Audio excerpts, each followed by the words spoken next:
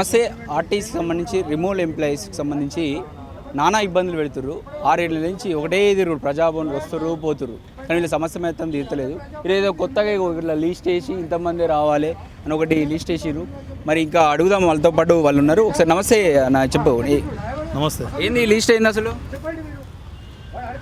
నా పేరు దుగ్గు రాజేందర్ సిరిసిల్ల. ఈ లిస్ట్ ఏంది స్వామి అంటే ఇది ఏమో లిస్టు సంగతి ఏంటంటే వాళ్ళకే తెలియాలి, మనకైతే తెలియదు. అంటే రోజు తిరుగుతారు, ప్రతిసారి వస్తారు, ఏదో కొత్త లిస్ట్ కనిపిస్తుంది ఏందని డౌట్ వచ్చింది. ఇప్పుడు మేము పోయిన ఉద్యోగాలు తిరిగి ఇవ్వాలని చెప్పి గత 15 నెలల నుంచి అటు గవర్నమెంట్ దగ్గరికి, తర్వాత ఎలక్ట్రానిక్ మీడియా, ప్రింట్ మీడియా వాళ్ళ దగ్గరికి వెళ్ళి మళ్ళీ చిన్నారెడ్డి సార్ కొను, తర్వాత అక్కడ బయట మన తీర్మార్మల్లకు చెప్తే, దాంతోపాటు మన తొలి వెలుగు రగన్న వాళ్ళకి చెప్తే వీళ్ళ బాధ ఏందని చెప్పి వాళ్ళు ఎలక్ట్రానిక్ మీడియా ద్వారా వీళ్ళకి బాగా ప్రాబ్లం అవుతుందని చెప్పి వాళ్ళు ఆ బాధను దాన్ని అలా స్క్రోలింగ్ చేస్తే ఎటకేలకు గవర్నమెంట్ రెస్పాండ్ అయ్యి ఈ పోయిన ఉద్యోగాలు తిరిగి తీసుకోవాలని చెప్పి ఒకటి గవర్నమెంట్ 3 మెన్ కమిటీ వేయడం జరిగింది. ఆ 3 మెన్ కమిటీలు ఏంటంటే సంజయ్ కుమార్ సార్ ఏమో దానికి చైర్మన్, ఈ దివ్య మేడం గారు 1 of the member, and Sajjanar sir also 1 of the member. వాళ్ళు ఏం చేశారు, ఈ 3 మెన్ కమిటీ ఎప్పుడు వేశారంటే 11వ తారీఖు 12/2024 వేసారు. అంటే దాదాపు 4 నెలలు కాలం గడిచి ఈ 4 నెలలు దాని గురించి వేసిన తర్వాత వాళ్ళు ఒక్కసారి 2 సార్లు 3 సార్లు కూర్చున్న తర్వాత మళ్ళీ ఇప్పుడు ఆ 3 మెన్ కమిటీలో ఒకటి సబ్ కమిటీ వేశారు. సబ్ కమిటీ ఎవరంటే దానికి లేబర్ కమిషనర్ గంగాధర్ సార్, తర్వాత రిటైర్మెంట్ అయినటువంటి executive director Krishnakant and Usha madam అనే సిపిఎం. వీళ్ళంతా కేసు టు కేసు స్టడీ చేసి వాళ్ళు ఏదో ఒక రిపోర్టు మన సంజయ్ కుమార్ సార్కి ఇవ్వడం జరిగింది. జరిగిన తర్వాత సంజయ్ కుమార్ సార్ కూడా ఒక మానవీయత కోణంలో ఆలోచించి అండ్ మళ్ళా ఈ labour commissioner Gangadhar sir, additional labour commissioner, వాళ్ళు ఆలోచించి మీ అందరికీ ఉద్యోగాలు ఇవ్వడానికి కోసం మేము రికమెండ్ చేస్తూ ఒక రిపోర్టు గవర్నమెంట్కి ఇస్తున్నామని చెప్పి సంజయ్ కుమార్ సార్ మాకు చెప్పాడు. చెప్పిన తర్వాత రిపోర్టు మరి ఎక్కడికి పోయింది ఏం తెలియదు. ఆ సంజయ్ కుమార్ సారు లీవ్లు వెళ్ళిన తర్వాత ఇప్పుడు ఇక్కడ లోపల ఉన్నటువంటి నోడల్ ఆఫీసర్ శ్రీమతి దివ్య మేడం, నోడల్ ఆఫీసర్ గారు మళ్ళీ పిలిచి ఏంటంటే మా దానిలో మాకు ఒక 2 వర్గాలు చేసి, మేడం నేను ఒకటి ప్రెస్ మీట్ పెడితే ఆ ప్రెస్ మీట్ అగెనెస్ట్ మీరు ఇంకొక ప్రెస్ మీట్ పెట్టునని చెప్పి వాళ్ళతో ప్రెస్ మీట్ పెట్టించి ఆ ప్రెస్ మీట్లో సజ్జనార్ సారు ఇంద్రుడు చంద్రుడు దేవేంద్రుడు అని చెప్పి అనాలని వాళ్ళు చెప్పి, మీరు సార్ను మెచ్చుకొని మీరు ఒక ప్రోగ్రాం పెడితేనే మీకు ఉద్యోగాలు వస్తాయి, లేకపోతే రావని చెప్పి దీనికి కొంతమందిని బయటకు తీసి మీ అందరికి ఉద్యోగాలు వస్తాయంటే దీనిలో కొంతమంది కార్మికులు పోయి, మేడం అట్లా కాదు ఇట్లా కాదు మీరే మాకు దేవుడు అని చెప్పి వాళ్ళు కాళ్ళ మీద పడు. అంటే నేనేమంటున్నా అంటే ఈ తెలంగాణ గవర్నమెంట్లో ఈ కాళ్ళ మీద పడి బతిలాడి మీ బాంచను కాళ్ళు మొత్తం సజ్జనారు సార్ అని చెప్పి అంటే ఉద్యోగాలు ఇస్తారా? ఇప్పుడు తెలంగాణ గవర్నమెంట్ని ఏ విధంగా రన్ చేయాలనేటువంటిది మన గవర్నమెంట్ ముఖ్యమంత్రి గారికి ఒక అవగాహన ఉన్నది, ట్రాన్స్పోర్ట్ మినిస్టర్ గారికి ఒక అవగాహన ఉన్నది. వాళ్ళు చిత్తశుద్ధితోని పోయిన వాళ్ళు అంత పెద్ద తప్పేం చేసిన వాళ్ళను ఒకటి స్క్రూటినీ చేసి వాళ్ళకు ఉద్యోగాలు ఇయ్యని చెప్పి వాళ్ళు గవర్నమెంట్ చెప్తే ఆ గవర్నమెంట్ యొక్క మొత్తం వాళ్ళ యొక్క ఆర్డర్స్ కానీ తర్వాత వాళ్ళ యొక్క చెప్పిన విధి విధానాలు మొత్తం టోటల్గా ఈ నోడల్ ఆఫీసర్ అనేటువంటి దివ్య మేడం గారు అండ్ సజ్జనార్ సార్ మొత్తం దాన్ని తుంగలో దొక్కి ఇగో ఈ విధంగా మీ అందరికీ నౌకర్లు ఇస్తాం కానీ ఇది ఒక పద్ధతి అని చెప్పి తెలియదు, అదే తెలియదు. ఒక్కొక్కరి పేర్లు 40 మంది పేర్లు వేసుకుంటే ఇప్పటివరకు 4 రోజులైంది. ఇది 10 రోజుల కార్యక్రమం ఉంది. ఎన్ని ఇక్కడ 8 లిస్టు ఉన్నాయి, 830 మాట్లాడతారన్నట్టు ఇంతమంది ఎవ్వరు మాట్లాడలేదు, ఏం లేదు. వీళ్ళని తీసుకుబెట్ట లైన్లో నిలబెడుతున్నారు, లైన్లో నిలబెడితే కథ వాళ్ళన్నీ పేర్లు అవి రాసుకుంటూ నిలబెడుతున్నారు. అంటే ఈ ప్రక్రియ దాదాపు ఇది 15 రోజులు అవుతుంది. మరి కనీసం ఇప్పుడు ఈ పేర్లని నోట్ చేసుకున్నటువంటి గంటకో తెల్లారో రైట్ మీరు అపాయింట్మెంట్ అయిందని చెప్పి మీరు ఫలానా ఆర్ఎం గారి దగ్గర రిపోర్ట్ చేయండి, లేదా ఫలానా ఈడీ గారి దగ్గర రిపోర్ట్ చేయండి అని చెప్పి అని ఉన్నాడు కదా. ఏం లేదు, వీళ్ళని పిలిచి 3 మెన్ కమిటీ ఆల్రెడీ ఇచ్చింది మీకోసం ఫేవర్, ఇంకే అవసరం 3 మెన్ కమిటీ ఇచ్చినా కూడా మళ్ళీ 3 మెన్ కమిటీ ఇచ్చిన దాన్ని కూడా మనం ఎందుకు చేయాలని చెప్పి ఇప్పుడు ఈ నోడల్ ఆఫీసర్ అయినటువంటి దివ్య మేడం గారు, ఈ సజ్జనార్ సార్ మొత్తం ఎందుకంటే వీళ్ళకి ఉద్యోగాలు ఇంత ఈజీగా ఇస్తామనేటువంటి ఒక ఉద్దేశంతో ఈ విధంగా లిస్ట్ అతికేశారు. వీళ్ళందరినీ పిలిచి వాళ్ళ పేర్లు ఊళ్ళు మీకు ఏమైందని చెప్పి వాళ్ళతో రాసుకుంటున్నారట. ఇది ఎన్ని రోజులు మరి రాసుకున్న తర్వాత దీన్ని ఏం చేస్తారంటే మళ్ళీ దానికి ఒక పద్ధతి అనేటువంటి లేదు. ఇక్కడ ఓవరాల్గా ఇప్పుడు ఈ మీడియా ముఖంగా చెప్పేది ఏంటంటే పోయిన 15 నెలల క్రితం ఇది సార్ చిన్న తప్పులు సార్, చిన్న తప్పులు ఈ 30 రూపాయలకు తర్వాత అతను గేట్లో అతను తాగే చిన్న రాత్రి దేని చిన్న తప్పులుగా చేశాను సార్. ఒక్కసారి మానవీయత కోణంలో ఆలోచించి వీళ్ళందరికీ ఉద్యోగాలు ఇవ్వండి సార్ అని చెప్పి ఏకంగా గౌరవనీయ ముఖ్యమంత్రి గారికి రిక్వెస్ట్ చేసినాం. ముఖ్యమంత్రి సార్ కూడా రెస్పాండ్ అయ్యిండు. ముఖ్యమంత్రి సార్ దగ్గరికి మన తీర్మానం మల్లన్న పోయిండు. తీర్మానం మల్లన్న పోయి మాట్లాడి వాళ్ళకి బాగా నష్టం జరుగుతుంటే ఓకే రైట్ సార్ అని చెప్పి అన్నాడు. తర్వాత అతను మాకు మెసేజ్ పెట్టాడు. మళ్ళీ తర్వాత చిన్నారెడ్డి సార్ కూడా గవర్నమెంట్ ఆఫ్ తెలంగాణకు ఒక లెటర్ పెట్టాడు స్ట్రాంగ్గా. ఏంటంటే ఈ మన ప్రజావాణిని పురస్కరించుకొని ప్రజావాణిలో వీళ్ళ యొక్క ఏదైతే రిక్వెస్ట్ ఉందో దాన్ని కన్సిడర్ చేయడం కోసం ఇది ఒక్కసారి మానవీయత కోణంలో it is once for all అనే ఒక ఉద్దేశంతో గవర్నమెంట్ ఆఫ్ తెలంగాణకు ఒక లెటర్ కూడా పెట్టండి సార్. ఆ చిన్నారెడ్డి సార్కు ఆర్టీసీ కార్మికులు ఎంత చేసినా కూడా తక్కువనే. సేమ్ అదే రిక్వెస్ట్ను మళ్ళీ తీర్మానం మల్లన్న కూడా పెట్టాడు. మళ్ళీ అదే రిక్వెస్ట్ వీళ్ళు ఒకసారి ఇవ్వాలని చెప్పి ఈ ఎలక్ట్రానిక్ మీడియా ద్వారా మన తొలివెలు రగన్న కూడా మమ్మల్ని అందరిని ఇంటర్వ్యూ చేసిండు. మా బాధలు చేసుకొని వాళ్ళు పెట్టారు. ఇవన్నీ ఉన్నా కూడా కేవలం ఏంటంటే కేవలము ఈ సజ్జనార్ సార్ యొక్క కరప్షన్ ప్రాక్టీస్ మీద నేను ఒక 9 కమ్మల కాంప్లైంట్ రాసి అది గవర్నమెంట్ ఆఫ్ ఇండియాకు, గవర్నమెంట్ ఆఫ్ తెలంగాణకు మరియు లోకాయుక్త చైర్మన్కు తర్వాత మళ్ళీ గవర్నర్ ఆఫ్ తెలంగాణకు పెట్టిన దానికి అది మైండ్లో పెట్టుకొని ఈ దివ్య మేడం గారు ప్లస్ ఈ సజ్జనార్ సార్ ఏంటంటే మేము ఒక ఐపీఎస్ ఐఏఎస్ ఆఫీసర్లో ఇతను కంప్లైంట్ చేస్తాడా, ఈయనకి ఇంతదా, ఈయన నిందంటే ఇతను ఎంబడినట్టు వర్కర్లతో ఇతని మీద తిరగబడేటట్టు చేయాలని చెప్పని ఒక బ్యాడ్ కాంప్లెక్స్ ఈ మేడం గారు దృష్టి పెట్టుకొని మీ రాజేందర్ ఏవటే మీకు ఉద్యోగాలు వస్తలేవు, మీరు ఉద్యోగాలు వస్తలేవు, అందుకోసం మీరు రాజేందర్ ఇట్లా అట్లా అని అనాలని చెప్పి ఒక వర్గాన్ని లేపితే ఆ వర్గం ఏం చేస్తుందంటే మొత్తం వీళ్ళందరినీ కార్మికుల ద్వారా మొత్తం వాళ్ళు పైసలు తెరలేపారు. ఆ పైసలు ఇప్పుడు ఫోన్ ఎవరి దగ్గర ఉందో ఆ వాయిస్ వినిపిస్తా. ఆ వర్గం ఒకరు ఏం చేశానంటే దీనికి మొత్తం కర్త కర్మ క్రియ మొత్తం నేను 3 మెన్ కమిటీతో భేటీ అయినా ఒక రిమూవ్ అయిన ఎంప్లాయీ. ఆ వాయిస్ అంతా నేను చిన్నారెడ్డి సార్కు పర్సనల్గా వినిపించాను. ఇది చూడండి సార్ అంటే చిన్నారెడ్డి సార్ అప్పుడే రెస్పాండ్ అయ్యి ఇదంతా ఎందుకు నడుతుందో అది మీకు కూడా వినిపిస్తా. అదొకసారి బాగా చేసేది అర్జునది అంటే బాగా చెప్తాడు. ఎంత అన్యాయం చేస్తున్నారంటే అసలు చెప్పడానికి వీల్లేదు. ఎవరు దివ్య మేడం గారు ఒక ఐఏఎస్ ఆఫీసర్ కదా, నేను ఒక ఆర్డినరీ ఆర్టీసీ ఎంప్లాయీని. ఆ మేడం వచ్చి నా మీద పడడం ఏంది? నేను వాళ్ళ యొక్క అవినీతి గురించి నేను సజ్జనార్ సార్ గురించి నేను పేపర్ ప్రతిగా సోమాజిలో ప్రెస్ మీట్లో చెప్పి కంప్లైంట్ ఇచ్చిన దానికి నా మీద ఎప్పుడో 2022లో ఒక దాడి జరిగితే ఆ 2022 దాడిని ఈరోజు చేసినట్టుగా పేపర్ ఏంటంటే అదేదో వాళ్ళు చదువుతుండ్రు తొలివెలుగు లైవ్ అతని పేరట శ్రీశైలం సాధనారట అతని డిఫెమేటరీ కేసు పెట్టాను. ప్లస్ దాంతోపాటు ఇంకోతను శనార్థి తెలంగాణ వాళ్ళ పేపర్ 2022 ఎప్పుడు 2025 ఎప్పుడు అంటే ఎంత దుర్మార్గపు ఆలోచన అంటే ఒక్క నిమిషం మీరు ఇది బయట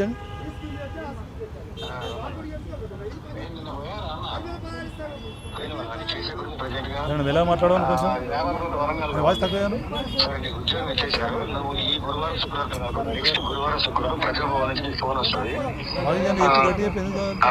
ప్రజాభవన్కి వచ్చేసి నీకు ఉద్యోగం ఇచ్చేసారా ఎప్పుడన్నా అయిపోయింది ఆటలు అయిపోయినాయి. నేనే చెప్తున్నా కదా దీనికి కర్త కర్మ క్రియ నేనే చెప్తున్నా కదా అయిపోయింది ఉద్యోగి. నేను నా భార్య మరుగుడి కూడా చేసేసాము. ఇప్పుడు నేను చూడగానే అప్పుడు నేను కూడా నేను చూసాను. అవునా, నేను నా భార్య ఇద్దరు కూడా మరుగుడి కూడా చేసాను. నా పేరు రాంబాబు, మా మిస్సెస్ పేరు లక్ష్మి. నేను సీట్ ఇంటర్వ్యూలో కూడా ఉన్నాను అక్కడ. అవునా, నీ ఫోటో చూస్తే అర్థమైంది, నువ్వు నాకు తెలుసు. నేను తెలుసో తెలియదు నాకు తెలియదు. ఆ తర్వాత నాకు కూడా క్రిమినల్ కేసు అయితే అది నేను సస్పెండ్ అయినా. రెండో చీల్చిడ్రా ఏమీ లేదన్నా 160 మంది ఎవరైతే ఉన్నారో కొట్టుకు పోకుండా వాళ్ళకి గురువారం శుక్రవారం ప్రజాభవన్ ఉద్యోగం ఇస్తున్నారు. నిన్న నేను త్రిసభ కమిటీతో భేటీ అయినా తర్వాత సెక్రటరీలో అనౌన్స్మెంట్ చేసేది సాయంత్రం 3:30కు. ఎవరైతే ఉన్నారో 350 మంది రిమూవ్ అయిన వాళ్ళందరికీ కూడా ఉద్యోగం ఇచ్చేశారు. వాళ్ళందరికీ కూడా ప్రజాభవన్ ఫోన్ కాల్స్ వస్తాయి, ప్రజాభవన్ లోనే లిఫ్ట్ ఆర్డర్స్ ఇస్తారు. అదేనా లేబర్ కోర్టులో ఉన్న వాళ్ళకి హైకోర్టులో ఉన్న వాళ్ళకి ఈ గురువారం కాకుండా వచ్చే గురువారం కానీ శుక్రవారం కానీ వాళ్ళకి లిఫ్ట్ ఇస్తారు. ఎందుకమ్మా వాళ్ళకి అన్ని ఒకేరే చూస్తారా? 350 కేసులు ఒకేరే సాధ్యమవుతుందా? Okay okay. ప్రజాభవన్లో ఎన్నో పనులు ఉంటాయి, ఒకే ప్రోగ్రామ్ ఇది పెట్టడమే ఎక్కువ. అది కొంచెం క్లియరెన్స్ లోనే తొందరగా అయిపోతాయి కాబట్టి ముందు ఇచ్చేస్తున్నారు. ఓకే ఓకేనా? ఓకే ఓకే సరే అండి, ఉద్యోగం నీకు వచ్చేసింది. Okay thank you. రైట్. ఇది స్వామి ఎన్నడూ చెప్పాడంటే 21 మార్చి నాడు మేడం ఏంటంటే 18 మార్చి నాడు మొత్తం నేను రాలేదు, నేను లేని చూసి మొత్తం వాళ్ళందరికీ ఒక ఈ రాయందర్ ఇట్లా అట్లా అని చెప్తే మీకు నౌకర్లు వస్తాయని చెప్పంటే 21 నాడు మేడం ఎక్కడ సోమాజిగూడ ప్రెస్ క్లబ్లో ఒక మీటింగ్ పెట్టించి మీరు ఇవాళ ప్రెస్ మీట్ పెట్టి సజ్జనార్ సార్ను మొత్తం ఇట్లా అట్లా నీ కాలు మొక్తా అని చెప్పాను, మీకు నెక్స్ట్ డే ఆర్డర్లు వస్తాయని ఇవాళ ఎంత? ఇవాళ 22. ఇప్పుడు ఏదైతే దీనిలో మాట్లాడిన ఆ వ్యక్తి ఎవరైతే ఉన్నారో అతను కదా మీకు 3 రోజుల క్రితం ఈ శుక్రవారం ఎల్లుండి శుక్రవారం మీకు ఆర్డర్లు వస్తున్నాయని చెప్పాను. మేము మొన్న చిన్నారెడ్డి సార్ కలిసి చెప్పిన తర్వాత మీకు శుక్రవారం నాడు అదేదో లిస్ట్ ఏదో చెప్తారట అని చెప్పి అన్నది మాకేమో 10 డేస్కి తెలిసింది. ఆ పర్సన్ పోయి లోపల ఇంకో పర్సన్ రాకేష్ అని ఉన్నాడు, ఏది దివ్య మేడం గారి ఒక పిఏ. ఆ రాకేష్ పక్కబండి ఈ పర్సన్ ఇట్లా కూర్చోండి, మేమందరం నిలబడితే కూర్చోండి కథం ఆ కంప్యూటర్ ఆన్ చేస్తున్నాడు. అంటే ఇది తెలంగాణ ప్రభుత్వం మన గౌరవనీయ ముఖ్యమంత్రి గారు ఒక సదుద్దేశంతో ఒక ప్రజావాన్ని ఏదైతే ప్రజలకు ఏదైతే ప్రాబ్లమ్స్ ఉన్నాయో సాల్వ్ చేయాలని ఒక ఉద్దేశంతో చిన్నారెడ్డి సార్ దీనికి చైర్మన్గా పెట్టి నడిపిస్తుంటే ఒక ప్రైవేట్ ఎంప్లాయీ, ఒక దట్టు రిమూవ్ అయినట్టు ఎంప్లాయీ ఒక రాకేష్ పక్కన కూర్చుండి సిస్టమ్ని ఆన్ చేస్తుండంటే ఈ ప్రజా పరిపాలన అనేటువంటిది ఏ విధంగా నడుతుంది అనేటువంటిది దయచేసి మీరు మీడియా ముఖంగా చెప్పాల్సిన అవసరం ఉంది స్వామి. పని లేదంటారు దీనికి ఇప్పటి వరకు అసలు ఏంది అని అంటే ఇది ఇంత పెద్ద లిస్ట్ అతికేసారు. మా వాళ్ళందరూ ఏంటంటే లిస్ట్ పేరు చూసి ఎక్కడో ఆయన అసలు ఏంటిది లిస్ట్ యొక్క ఉద్దేశం ఏంది? ఇప్పుడు 3 మెన్ కమిటీకి సబ్ కమిటీ రిపోర్ట్ ఇచ్చింది, తర్వాత సంజయ్ కుమార్ సార్ ఒక రిపోర్టు దాని ఏదోను గవర్నమెంట్ ఆఫ్ తెలంగాణ సబ్మిట్ చేసిన తర్వాత అసలు ఉద్యోగాలు ఇవ్వాలంటే ఇప్పుడు అక్కడ సెక్రటేరియట్లు కానీ లేకపోతే బస్ భవన్లను ఆర్డర్లు ఇస్తారు, కానీ ఈ ప్రజాభవన్ ద్వారా ఆర్డర్లు ఇస్తారా? అసలు ఉంటుంది ఎక్కడన్నా? ఈ లిస్ట్ ఏంది అసలు? మరి లిస్ట్ అయితే ఈ లిస్ట్ వచ్చిన తర్వాత వీళ్ళందరూ పేర్లు ఆడదు, వీళ్ళ పేర్లు ఎట్టిపోయినాయి? వీళ్ళు గత 15 నెలల నుంచి మొత్తం తిరుగుతున్నారు, వీళ్ళు పేర్లు తీసేసిండ్రు. పేరు లేవా? కొంతమంది వీళ్ళందరూ పేర్లు లేవు.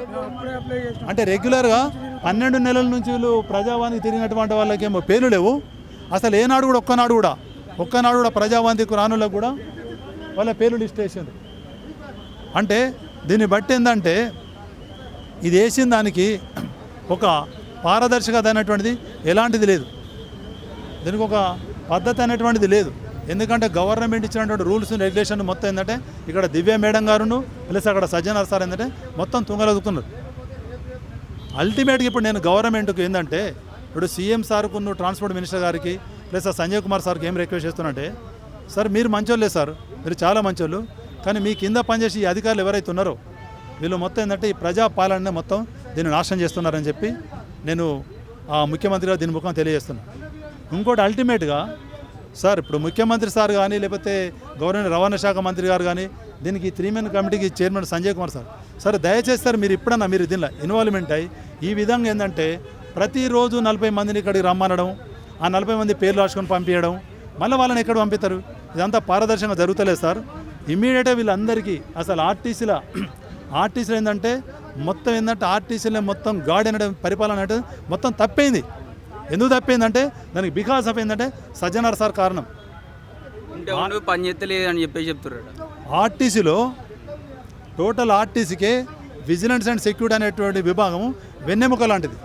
ఇవాళ టోటల్ తెలంగాణ ఆర్టీసీలో విజిలెన్స్ అండ్ సెక్యూరిటీ అనే విభాగం మొత్తం అది భ్రష్టు పట్టిపోయింది. ఏ విధంగా భ్రష్టు పట్టిపోయిందంటే బస్ భవన్లో ఈ విజిలెన్స్ అండ్ సెక్యూరిటీ విభాగాన్ని నడపడానికి ఒకతను డిఐజీ క్యాడర్లో director vigilance and security post ఉండాలి. ఆ పోస్ట్ ఇవాళ ఖాళీ ఉంది. అతని కింద joint director vigilance and security ఒక ఎస్పీ క్యాడర్లు ఉండాలి.